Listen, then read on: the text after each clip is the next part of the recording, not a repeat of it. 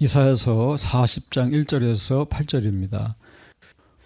우리는 하나님의 원하심을 생각해 보고 있죠. 우리는 최근에 참 고백 시리즈에서 모세를 통해 주신 율법 10계명을 생각하고 있습니다. 어떤 사람들은 성경의 이런 부분을 보면서 너무 규율적이고 원칙적이고 교리적이다라고 생각하죠.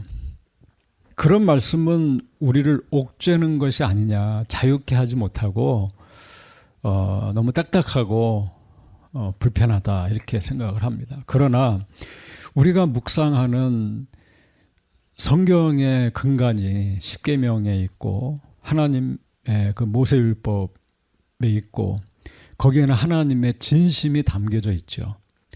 너희는 나 외에는 다른 신을 섬기지 말라. 이런 말씀은 하나님의 마음에서 나오는 말씀입니다. 하나님의 중심으로부터 나오는 그 하나님의 그 마음, 긍휼과 자비와 인자로 감쓰신 하나님의 마음을 알 수 있도록 해주시는 말씀이라는 것이죠. 그걸 계시라고 하죠. 드러내어 알게 하시는 겁니다. 여호와 하나님 외에는 우리에게 나에게 하나님이 있을 수 없다. 그래서 오늘 모든 법은 하나님의 말씀으로부터 나오는 것이죠. 하나님의 마음으로부터 나오는 것이죠. 하나님은 사랑이시다. 하나님은 인자와 긍휼의 하나님이시다. 그 깊은 사랑에서 그의 말씀이 나오는 것이죠, 사실은. 그리고 그 말씀이 우리를 하나님의 사랑이 무엇인지 알게 하시고 우리를 인도하십니다. 그 계명의 가장 핵심은 사랑이에요. 하나님을 사랑하고 이웃을 사랑하는 것입니다. 형제를 사랑하라는 것이죠. 그 사랑하는 법을 익히라는 겁니다. 자기 욕심을 사람들은 자꾸 채우려고 하죠. 자기가 위로받기를 원하고 자기의 필요를 채우고 자기의 욕심을 채우고 그렇게 세상의 이치를 따라 살지 말고 하나님 나라의 법을 알고 그렇게 살라는 겁니다. 오늘 우리가 읽은 이사야 40장부터를 성경 해석가들은 이것은 구약의 이신칭이라고 하는 부분입니다. 그래서 이사야서에서 가장 중요한 전환점이 되는 말씀이 오늘 읽은 이사야 40장의 말씀이죠. 자, 여기에는 구원의 진리가 나타납니다. 여기 하나님 나라에 대한 형상이 그려지게 되죠. 하나님께서는 어떻게 우리를 구원하시는가? 성경이 말하는 믿음으로 받는 구원, 그것이 무엇인지를 이 40장부터 설명한다는 겁니다. 구약은 너무 딱딱한 보응사상, 그러니까 순종하면 복을 받고 불순종하면 저주를 받는 율법이고, 신약 성경은 예수님의 핏값으로 얻은 은혜의 말씀이다 이렇게 생각을 하죠. 그러나 우리가 성경을 잘 묵상하고 그 계명을 풀어 설교한 신명기나 이런 부분들을 자세히 살펴보면 결국 하나님의 은혜가 없이는 아무것도 되지 않는다는 것을 알게 되죠. 그러니까 하나님의 은혜가 없으면 구원을 논할 수가 없어요. 죄인에게는 하나님의 은혜가 전부입니다. 이사야서가 39장까지 말하는 그 신랄한 심판, 그 하나님의 정말 무서운 심판 속에서도 결국 은혜로 받는 구원을 말하는 것이죠. 인간의 소망, 인생의 소망, 여러분의 소망이 어디 있습니까?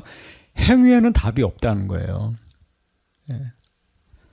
오직 하나님의 은혜가 우리에게 소망이다. 이것을 밝히 드러내는 것이 성경이라는 겁니다.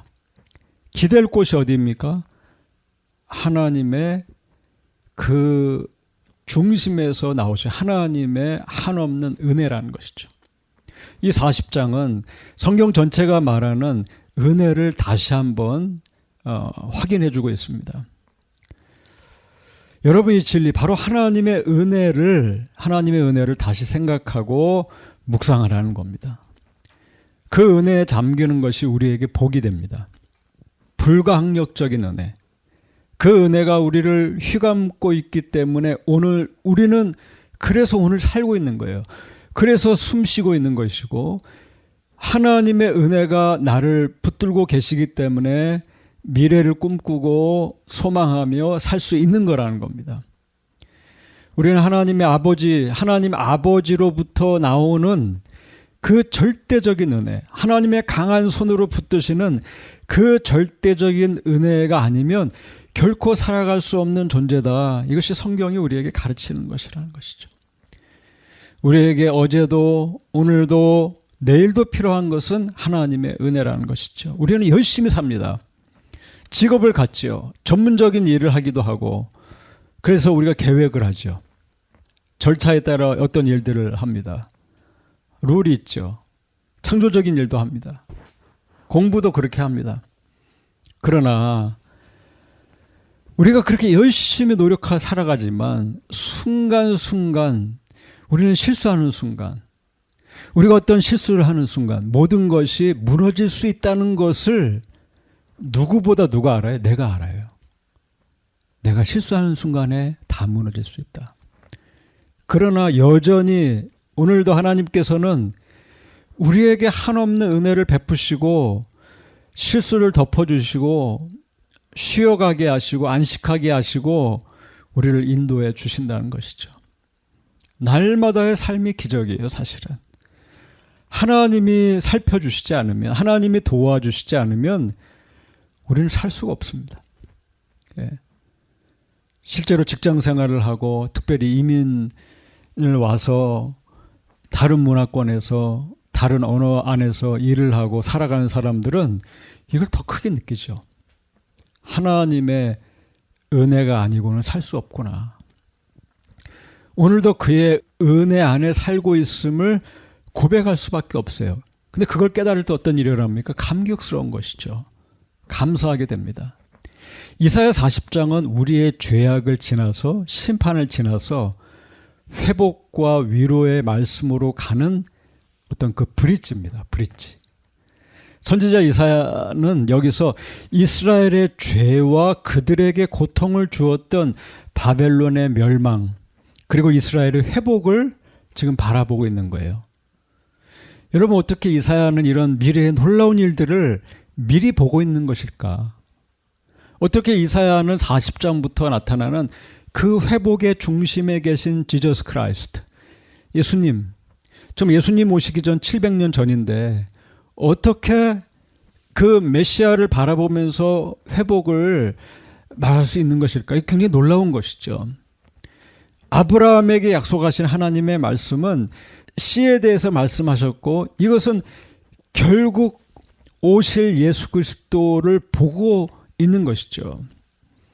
이게 너무 놀라운 겁니다. 어떻게 그들은 미래를 미리 볼 수 있었을까요? 어떻게? 우리가 성경을 묵상하면서 발견하게 되는 것은 모든 계시가 모든 말씀이 다 결국 예수 그리스도를 향하고 있다는 것입니다. 성경에 그 사건이 일어난 것도 그 율법과 규례와 절기가 그 사건이 나타나는 것도 결국 예수 그리스도를 향하고 있다는 것이죠. 이사야서가 말하는 은혜의 메시지가 참 은혜가 되는 것은 이것이 결국 오실 몇백 년 후에 오실 예수 그리스도를 보고 있기 때문입니다. 여러분 예수님을 보는 것이 왜 은혜가 됩니까? 예수님 안에 은혜가 있기 때문이에요. 사실 예수 그리스도를 빼면 예수님 없이는 우리가 참 은혜를 말하기가 어려워요. 예수 그리스도가 드러나지 않는다면 그건 가짜 은혜일 가능성이 높습니다. 예수님 안에서만 우리는 참 은혜를 발견하게 된다는 것이죠. 그리고 예수 그리스도 우리 주님을 통해 얻는 은혜 속에서 우리는 뭘 깨닫습니까? 우리는 아버지의 마음을 깨닫는다는 거예요. 아버지의 의도, 아버지의 뜻. 아들이 십자가에서 달려 죽는 그 죽음 앞에 우리는 하나님 아버지를 깨닫는다는 거예요. 하나님의 마음을 깨닫는다는 거예요. 오늘 말씀 1절과 2절은 이렇게 말합니다. 너희 하나님이 이르시되 너희는 위로하라. 내 백성을 위로하라. 너희는 예루살렘의 마음에 닿도록 말하며 그것에게 외치라. 그 노역의 때가 끝났고 그 죄악이 사함을 받았느니라. 그의 모든 죄로 말미암아 여호와의 손에서 벌을 배나 받았느니라 할지니라 하시니라.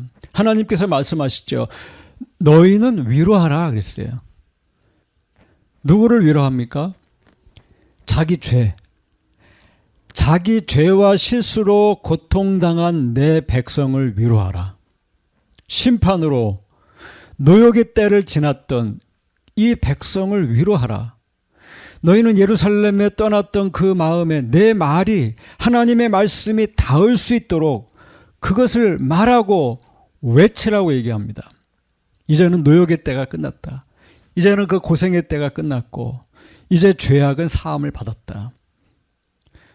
여러분, 인간의 고통의 근원에는 뭐가 있습니까? 인간의 불행의 근원에는 우리를 짓누르고 있는 것의 그 실체가 뭡니까? 그건 죄악이다 이렇게 설명한다는 거죠. 죄악.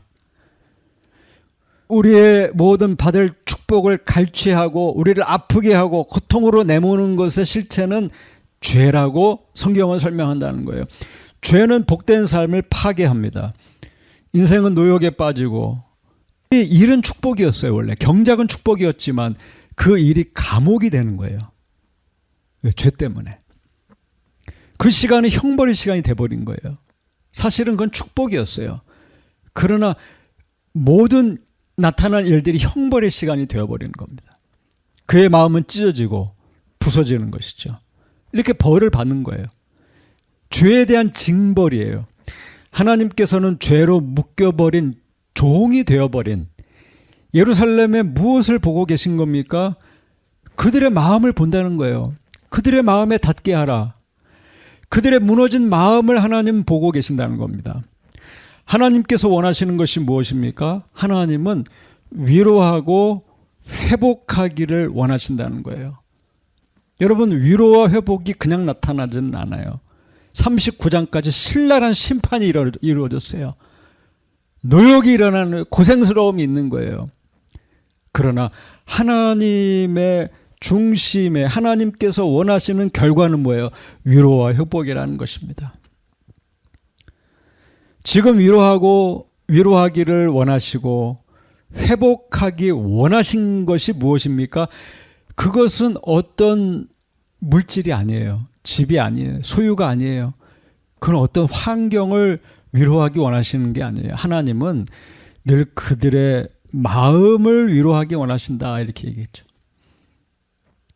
너희는 예루살렘의 마음에 닿도록 말하며 그것에게 외치라 그랬어요. 회복의 첫 문장이에요. 첫 단추예요. 마음에 닿도록 말하며 그것에게 외치라. 그분의 손길은, 그 은혜는 그들의 마음에 찾아오는 것이죠. 이 말씀을 듣고 있는 우리의 마음에 닿는 말씀이 있다는 겁니다. 하나님은 여러분의 마음에 관심이 있다는 것이죠. 왜요? 그 마음이 근원적인 죄로 말미암아 넘어지고 깨지고 상하고 혼란스럽고 갈팡질팡했던 마음이기 때문이라는 거예요. 그래서 그 마음을 주님은 위로하기 원하신다. 내 백성을 위로하라. 회복하기를 원하신다는 거예요. 생명이 거기 있다는 걸 하나님은 아시는 거예요. 저는 이 본문을 생각할 때 하나님께서 동일하게 우리의 마음을 만지기를 원하신다고 생각했어요. 우리의 지치고 상하고 무너진 마음을 만지기를 원하신다고 생각했습니다. 하나님께서 우리의 마음을 두드리실 때 우리는 그것을 거부하지 않고 마음의 문을 열고 주님과 함께 하기를 하나님 원하신다는 것이죠. 요한계시록 3장 19절 대표적인 말씀 아닙니까? 요한복음 3장 19절 이하에 물은 내가 사랑하는 자를 책망하여 징계하노니 그랬어요. 이 말씀을 들어보세요. 물은 내가 사랑하는 자를 책망하여 징계하노니 그러므로 내가 열심을 내라. 회개하라. 볼지어다 내가 문 밖에 서서 두드리노니 누구든지 내 음성을 듣고 문을 열면 내가 그에게로 들어가 그와 더불어 먹고 그는 나와 더불어 먹으리라. 여러분, 성경에 변하지 않는 진리가 뭡니까? 하나님은 하나님께서 누군가를 사랑하실 때 하나님은 그대를 방치하지 않으신다는 거예요. 내버려 두지 않는 하나님. 고역스러운 일을 당하게 하시는 하나님. 하나님이 그런 분이시라는 거예요. 왜 그래요? 그거는 사랑의 책망이다. 이렇게 설명해요. 사랑의 책망. 이것은 이스라엘의 역사가 말하고 있는 거예요. 반증하고 있는 거예요. 하나님은 그가 사랑하는 그의 백성을 책망하신다는 거예요. 하나님은 그 자녀의 죄악과 실수를 징계하신다는 겁니다. 때로는 악한 자의 소행일 수 있어요. 그러나 하나님은 이유가 있어서 그걸 허락하신다는 겁니다. 왜 그런 일이 일어납니까? 열심을 내라는 거예요. 회개하라는 거예요. 왜 징계가 있고 책망이 있어요? 열심을 내고 회개하라는 거예요. 계시록 3장 19절의 책망과 징계는 20절과 연결되는 거예요. 문 밖에서 두드리시는 주님의 음성이라는 거예요. 그 책망과 징계는 주님이 나를 버리신 게 아니라 하나님이 나에게 무관심하신 것이 아니라 뭡니까? 우리의 마음을 열라고 하시는 주님의 노크라는 거예요. 여러분, 하나님이 포기하고 버린 자에게는 이런 일이 일어나지 않습니다. 관심을 갖지 않는 거예요. 그는 그냥 지옥 갈 인생, 버려진 인생. 하나님은 그런 일을 그들에게 주지 않으십니다. 그러나 사랑하는 자에게는 하나님은 그 마음의 문을 열게 하신다는 거예요. 하나님은 사랑하는 자녀를 반드시 징계하시는 분이세요. 우리는 이것을 이해해야 돼요. 우리는 그저 복받기를 원하죠. 꽃길만 가기를 원한다고 얘기하잖아요. 그런데 성경을 가만히 보세요. 하나님은 사랑하는 자를 징계한다는 거예요. 그게 뭐예요? 우리의 마음을 열라는 하나님의 노크예요. 사인이에요. 열심을 내라는 거예요. 문을 여는 것은 열심을 내는 거예요. 이건 회개를 말하는 거예요. 회개는 주님의 노크에 대한 반응이에요. 책망과 징계에 대한 반응이에요. 여기서 갈리는 거예요. 여기서 그가 in Christ, 그가 성령의 사람인가, 그가 하나님의 아들과 딸인가 아닌가가 여기서 갈리는 거예요. 하나님의 자녀는 징계를 당하면 욕을 하고 도망가지 않습니다. 그는 문을 열고 열심을 내고 회개한다는 거예요. 죄를 몰아내고 주님을 찾으면 주님과 함께 앉는 만찬의 자리가 준비되어 있다는 거예요. 이게 성경이 설명하는 거예요. 이것을 깨닫는 자가, 이 진리를 깨닫는 자가 복된 자예요. 여러분, 주님을 사랑하지 못하고 사랑받지 못하면 이 진리는 들리지 않습니다. 최근에 한 분이 기도를 요청했어요. 그는 캐나다 리전트 대학에서 신학을 공부했습니다.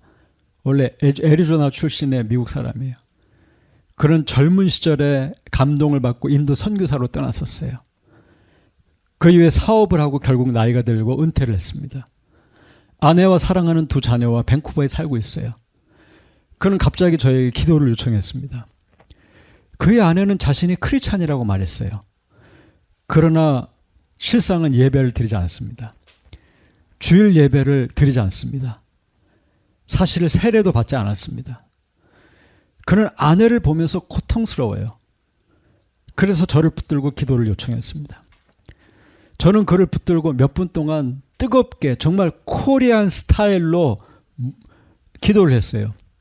주의 음성을 듣고 마음의 문을 열도록 갈급함을 주시도록 기도했습니다. 사실 그녀에게 필요한 것은 뭡니까? 오늘 이 말씀처럼 책망과 징계일 수 있어요. 책망과 징계.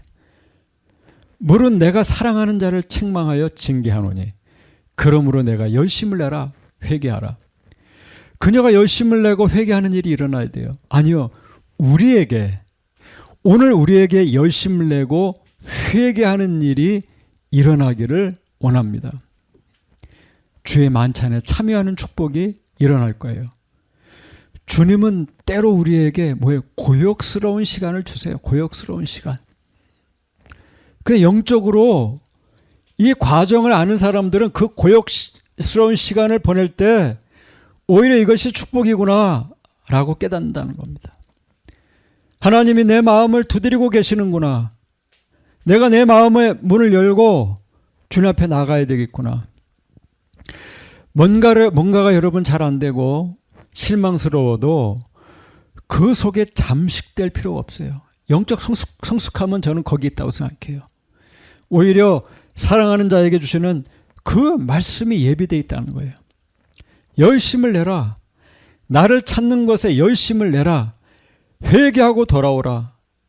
아마도 여러분 인생이 이미 안정되고 많은 것을 가질 수 있어요. 이 정도면 되겠다. 이 정도 신앙이면 되고, 이 정도 열심히면 되고, 이 정도 지식이면 되겠다. 난 안전하다 생각할 수 있어요.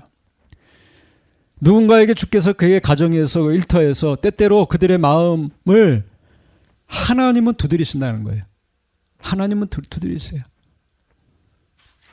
주님 우리의 마음을 만지십니다. 두드리시고 우리의 마음을 돌이키세요. 그분의 손길을 알게 하세요. 그리고 주의 만찬에 앉게 하십니다. 우리는 이 이사야 40장의 말씀을 볼 때 이런 질문을 해요. 왜 이 백성이 위로받고 노역이 끝나고 죄악에서 사함을 받게 될까? 벌을 배나 받았기 때문일까? 진노의 잔이 그들에게 이미 부어졌기 때문일까? 하나님은 왜 그들을 회복하시는 걸까? 왜 하나님은 그들을 만찬에 앉히시는 걸까? 여러분 여기 3절 이하의 말씀을 보십시오. 외치는 자의 소리여 이르되 너희는 광야에서 여호와의 길을 예비하라. 사막에서 우리 하나님의 대로를 평탄하게 하라.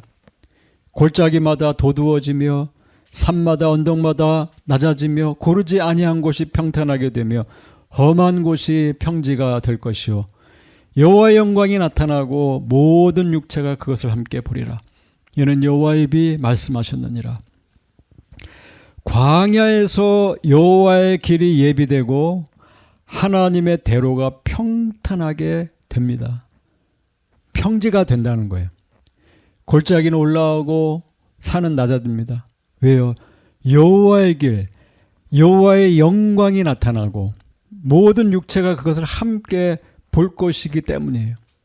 여러분 이게 뭐예요? 이것이 회복과 위로의 이유예요. 이것이 회복의 이유예요. 자, 이 무슨 얘기입니까? 6절에서 8절은 아주 정확하게 설명하고 있어요. 말하는 자의 소리여 이르되 외치라. 대답하되 내가 무엇이라 외치리까 하니 이르되 모든 육체는 풀이요 그의 모든 아름다움은 들의 꽃과 같으니 풀은 마르고 꽃이 시들면 여호와의 기운이 그 위에 품이라. 이 백성은 실로 풀이로다. 풀은 마르고 꽃은 시드나 우리 하나님의 말씀은 영원히 서리라 하라. 여러분 이 말씀을 보세요. 이 말씀이 도대체 뭘 얘기하고 있는 건지. 하나님의 백성의 존재 형태를 풀이라고 했어요. 근데 그 풀은 뭐예요? 풀은 마른다. 이 말은 뭐예요? 모든 아름다움은 다 시들어버린다는 거예요. 쇠한다는 거예요. 그러나 우리 하나님의 말씀은 영원히 선다. 이게 무슨 얘기예요? 여호와의 입에서 나온 말씀 바로 하나님의 영광이 나타나고 모든 육체가 그것을 함께 보리라 라는 이 말씀이에요. 모든 풀과 같은 육체, 유한한 육체가 자기 아름다움을 자랑하잖아요. 자기 아름다움을 위해 살아가잖아요. 사람들은 다. 그러나 그 육체는 결국 시들어 버린다. 젊음은 사라지고 힘은 빠지고 늙어가고 죽어갑니다. 그런데 그 육체가 뭐예요? 그 육체가 그분의 영광을 보게 된다. 그분의 영광. 며칠 전에 저의 신학교 동기가 저와 나이가 같은 친구예요. 이 친구가 하나님 나라로 갔어요. 갑자기 일어난 일이에요. 갑자기 그냥 하나님이 불러가셨어요. 갑자기 병원에 들어가서 갑자기 그냥 그렇게 됐어요. 이 사람은 원래 이런 글을 쓰는 사람이에요. 한국의 이런 그 붓글씨 대회에서 상을 받고 그런 사람이에요. 부채에다가 이렇게 글을 써서 선물하기도 하고 좀 원하는 분들에게 판매도 한 것 같아요. 근데 글을 이렇게 썼더라고요. 고운 것도 거짓되고 아름다운 것도 헛되나 오직 여호와를 경외하는 여자는 칭찬을 받을 것이다. 잠언서 31장 30절. 옥향 이한나. 인간의 육체는 뭐예요? 인간의 육체의 본질은 풀이에요. 풀 같은 육체가 하나님의 영광을 보게 됩니다. 여러분 이 말씀을 곰곰이 한번 생각해 보세요. 그리고 이 전체 말씀이 어떻게 들리는지 보라는 겁니다. 이스라엘은 자기 죄악으로 넘어졌어요. 하나님의 주신 형벌 때문에 그 마음이 산산조각 나버렸어요. 그런데 그의 백성이 위로를 받는 이유가 뭡니까? 그리고 그들의 고통스러운 노역이 끝나는 이유가 뭐예요? 그들의 주홍같이 붉은 죄가 사함받는 이유가 뭐예요? 하나님께서 결국 그들의 마음을 위로하시는 것은 무엇으로입니까? 이 본문은 그것을 여호와의 영광의 나타남 이렇게 설명했어요. 여호와의 영광의 나타남. 여호와 하나님의 영광이 너희 가운데 나타날 것이고 너희는 그 영광을 보게 될 것이다. 그의 영광을 볼 때 너는 너희가 묶였던 과거의 실수, 잘못, 형벌과 무너진 마음에서 너는 회복되고 그 마음이 위로받고 돌아올 것이다. 이 위로와 하나님 앞에 돌아가는 회복의 은혜가 나타날 것이다.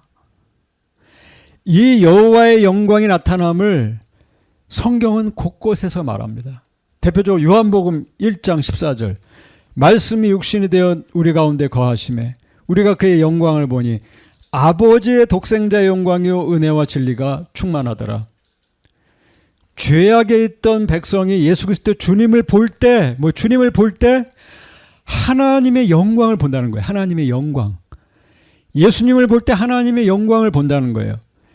그리고 그 영광은 독생자의 영광이요 은혜와 진리가 충만한 영광이다. 오직 예수 그리스도께서 저와 여러분 가운데 찾아오셔서 두드리시는 그 음성, 그 말씀을 듣고 그분을 모셔드릴 때 하나님의 영광의 빛이 임할 것이고 그 영광을 보게 될 것이다. 그리스도를 통해 우리의 마음을 만지시는 그 위로가 임할 것이다. 여러분을 묶고 있는 인생의 고역스러운 그 고생스러운 노역은 결국 끝날 것이다. 이게 성경이 말하는 종말이에요. 예. 인생의 노역은 끝날 것이다. 언제요? 예수 그리스도의 영광을 볼 때. 우리를 짓누르던 죄는 그분의 영광 앞에 사라져 버릴 것이다. 이것이 이사야 40장으로부터 나타나는 그 회복의 내용입니다. 그분의 영광이 임할 때 사막의 길이 날 거라는 거예요. 높은 것이 낮아지고 낮은 것이 높아지는 하나님 나라의 통치가 나타난다. 그리스도의 십자가 앞에 죄악은 사라질 것이다. 그분이 죽으실 때 죄의 권세는 끊어졌다. 더 이상 우리를 잡고 있을 힘이 없다는 거예요. 예수님이 부활하셨을 때 그분의 영광스러운 임재와 승리의 역사 앞에 우리의 마음 안에 회복과 새 생명의 역사가 나타난다. 믿음의 역사가 나타난다. 믿음은 소망에서 오고 부활의 소망이 우리를 믿음으로 이끈다는 거예요. 믿음은 우리 가운데 새 생명의 역사를 일으킨다. 그러므로 뭡니까? 소망을 가지라는 거예요. 소망을 가지라. 예수님 안에 소망을 가지라. 그리스도 안에 있는 하나님의 영광을 통해 우리 인생이 완전히 변화되고 회복되고 하는 일들이 일어날 것이다. 이런 은혜가 저와 여러분 가운데 있기를 바랍니다.